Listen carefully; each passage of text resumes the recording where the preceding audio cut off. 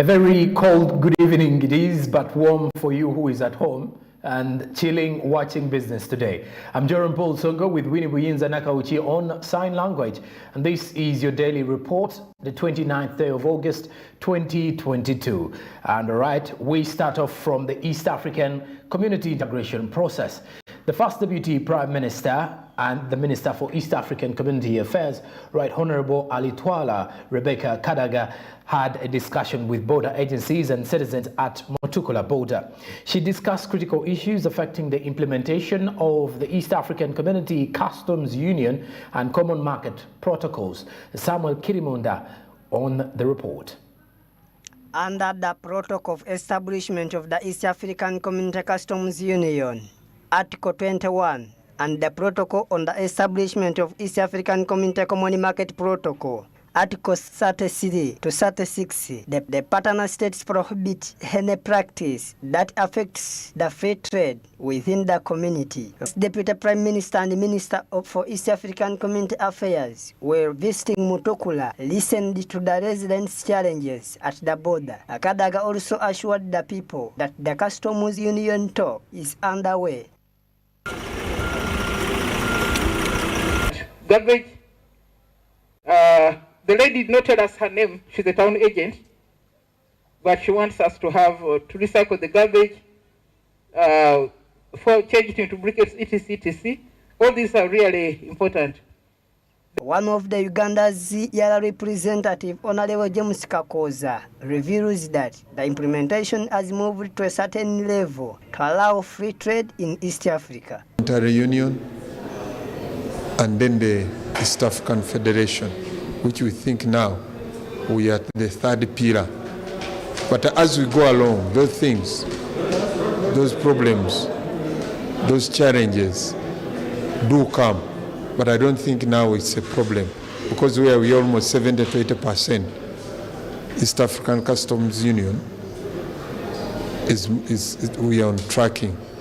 The first tracking was completed, the second tracking, and we are on evaluation.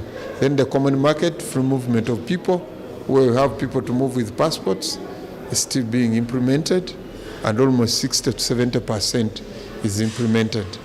Honorable James Kakoza says that they are still working to ensure that the country will host the East African Bank. He also emphasized on passports not being a challenge in the progress of the integration. States couldn't be a problem, because if now we have one visa, we have one single customs territory, and the free movement of people, we are trading to each other. When you are seeing now that really the trade, imports and exports between the partner, the intra-trade is moving on fast, and those small petty issues should be really dealt with very quickly.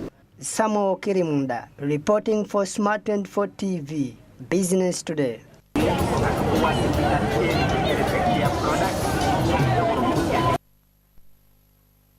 Women empowerment.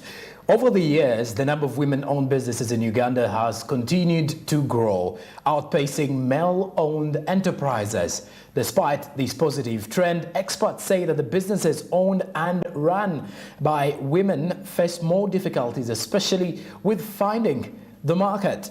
This has led to the recognition of several women with outstanding products during the Come Forward Dinner Gala. This and more as Naomi Mutumba reports. There has been several efforts to empower women in Africa by enabling women to be at the forefront of trade and commerce. These efforts are not only geared toward contributing to financial independence, but also enhancing the country's economic base. This has caused different women stakeholders spot opportunities within the Africa Continental Free Trade Area to curb market challenges. To ensure that we take the conversation of positioning women in African Free Trade Area. This is an area we think that is there for us as women to trade across the region. Looking at the other complications of exporting in Europe, we want to start with this. We have had an encouragement and enlightenment on how the process works from the key stakeholders and key speakers during the 3 days at the trade fair, and we are pledging to this country that you will mobilize as many women help them to improve their quality and the volumes. And we're able to export, we're able to exchange, we're able to trade within the region. Given that we are now really promoting the whole agenda around regional trade integration, we want to have more trade across African countries. And we also want to have more women in business trading with each other, seeing what are the opportunities for their businesses to grow, to expand. And given that Uganda has such a vibrant private sector, we want to support the Ugandan women in private sector to venture out to other countries and to export Ugandan products. We have to make sure they understand what it means to transact business online. They have to set up their shops online. I mean, there are so many opportunities for women to upload their products and start shops online, organized even by Confib, COMESA, and I'm sure even the Africa Free Trade Area is organizing this. I mean, the strategy for African Union 2063 focuses a lot on women and empowering them. So they need to be ready, but they have to be skilled. There are certainly a rising number of successful women in business in the country, but as much as it is a good thing, most women still conduct business on small scale due to funding issues. And we have been able to tap into their projects, into their initiatives and innovations, and link our women. It's still a challenge, but we are hopeful that we continue to prepare women to have whatever it takes to get access to financing. Even government programs have financing that we think they can be able to access. UWIL is one of the key stakeholders that is working with UDB, and it's an opportunity for us to encourage all the women in Uganda to take advantage of that. But many of the women are not ready yet. I mean, the market is enormous. And if women are going to take advantage of that, they need to be supported. First of all, they need to be helped so that they can improve the quality of what they're producing. We need to be able to organize value chains, organize women into clusters so that we're able to meet the quantities that we need, so that, we get women participating along the entire value chain. Some of them doing the marketing, aggregating, transporting. I mean, the opportunities are going to be great. To celebrate women's empowerment, different women from several African countries were celebrated and awarded for their outstanding products on markets including Sudan, Eritrea, and Uganda. Those who were not nominated, I mean, they may be good, but they don't stand a chance. We try to publicize. The prizes are for across the region. So it is to do with the 21 countries of COMESA. So we're looking at women who have innovated, who have done a lot to improve their businesses and their brands, who are contributing a lot to the economies of their countries, and those will be awarded tonight, even the best exhibitor. The intra-trade fair was aimed at drawing over 10,000 women and men operating in micro, small and medium enterprises and major firms from more than 35 countries around the world. This is an eye-opener for women entrepreneurs to remove obstacles that prevent women and young entrepreneurs from taking full advantage of regional and international trade prospects. Naomi Mtumba, Business Today, Smart 24. All right, now let's look at Africa Climate Week, whereby the Africa Climate Week 2022, which has been hosted by the government of Gabon. This event was organized by the United Nations Climate Change in collaboration with global partners, including World Bank Group, among others. The Africa Climate Week 2022 is a collaboration platform to explore resilience against climate risks, transition to a low-emission economy partnership to solve the pressing challenges. More of this report. The Africa Climate Week will provide a platform for governments, cities, private sector leaders, financial institutions and civil society to address the climate change crisis in the context of regional priorities and the need for green recovery from the pandemic. Avait un chef qui disposait de la vie ou de la mort au sein de sa propre. The event brought together key stakeholders to take the pulse of the climate action in the region, as well as to explore climate challenges and opportunities and showcase solutions. This goes the work we will undertake here at Climate Week. It should inspire us and remind us that every nation in Africa and around the world can and must be part of the solution, because there are many opportunities, and it's not just doom and gloom. With eyes on Africa, we are here today to take a step forward together. We are here to unite in the common cause of climate action. We are here to forge new partnerships and fortify existing ones. We are here. Africa Climate Week 2022 is hosted by the government of the Republic of Gabon, organized by the UNFCCC in collaboration with the UN Development Programme, the UN Environment Programme and the World Bank Group. 27. The African Union Commission is also implementing with member states and RECs several initiatives in response of some of the impact of climate change to tackle desertification, land degradation, and build the resilience of community in the dry land of Africa. The Commission decision-making table. This means that young people are and considered equal and natural stakeholders to the climate agenda and the climate change response efforts at a global, regional, and local level. We can no longer be considered as an add-on to other-led initiatives. We are a constituency that holds uniquely critical perspectives, on-ground experiences, and competencies necessary for delivering climate ambition. The leaders' effort working together opens up opportunities to advance climate action, address social inequalities, and invest in development that is good for humanity and nature. Pedson Mumbere, Smart 24 TV, Business Today. Now we talk matters Uganda's aviation as we look back at the 3 years of the national carrier that is the Uganda Airlines. Uganda Airlines marked 3 years of operation since its revival on August 28, 2019. It should be remembered that the airline was first established in May 1976 and started operations in 1977. It has its headquarters in Entebbe, Wakiso district, and operated in its hub in Entebbe International Airport. Today, we take a look into the achievements of the airline, which flies to 11 destinations and are still finding more destinations to fly to.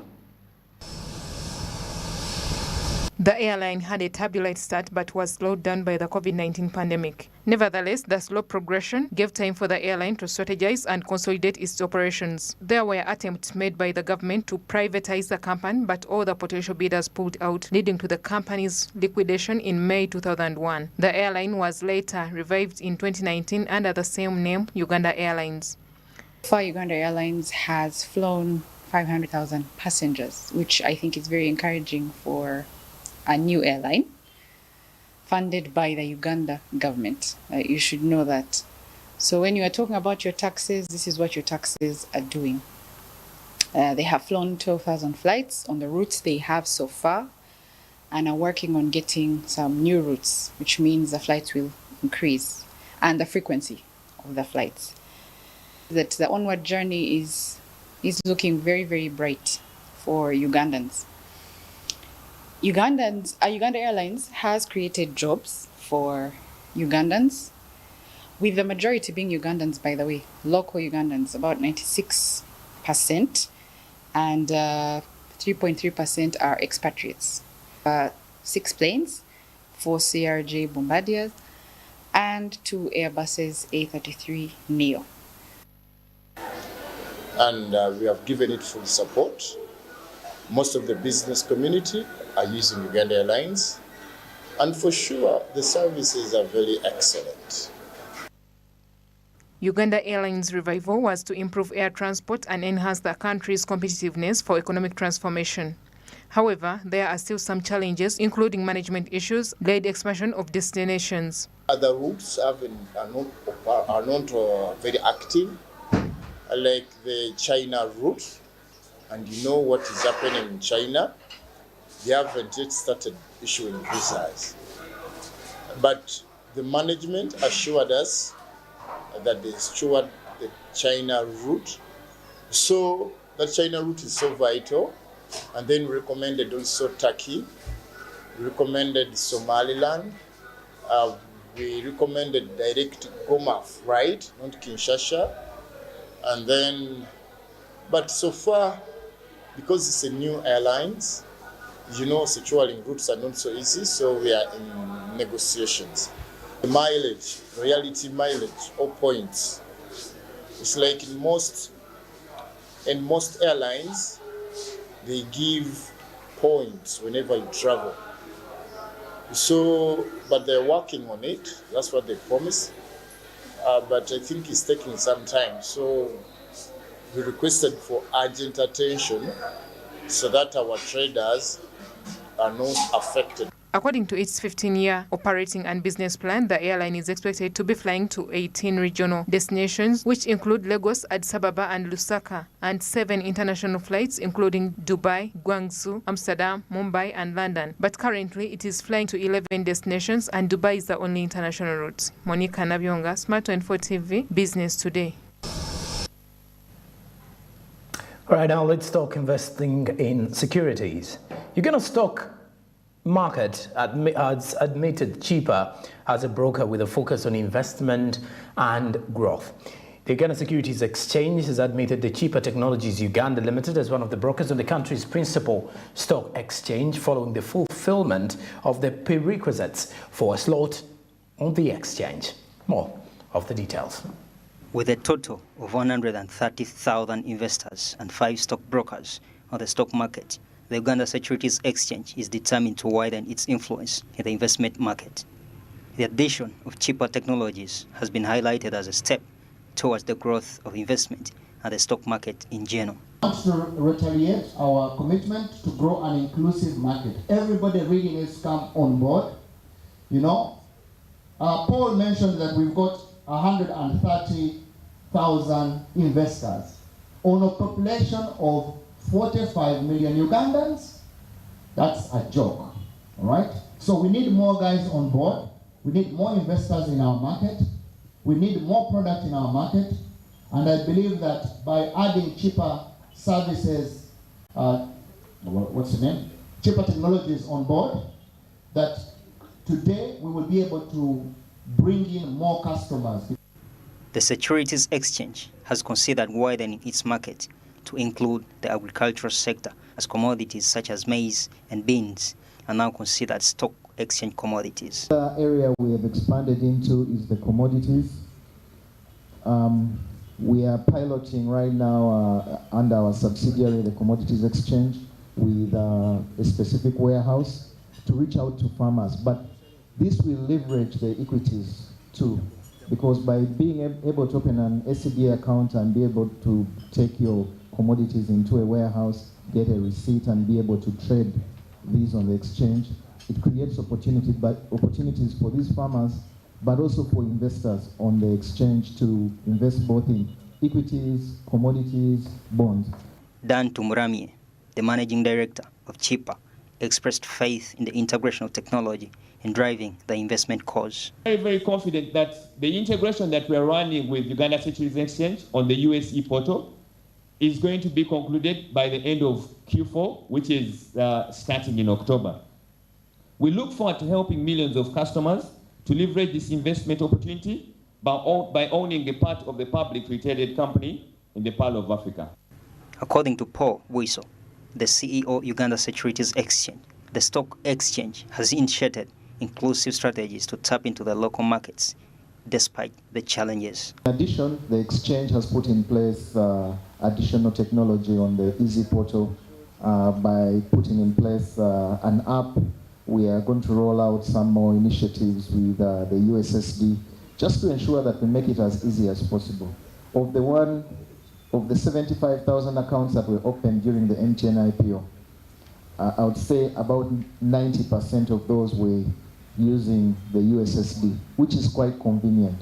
In reaction to this development, the Uganda National Farmers Federation Deputy CEO, Mr. Kaumi Perez, expressed worry about the uptake of this development with challenges regarding technological illiteracy. The biggest issue is they understand how cheaper technologies do operate, because we are still in the process of trying to digitize the farming sector, and a lot of farmers are not really yet fully aware of how to go about the operations, how to use technology, accessing markets, and so on.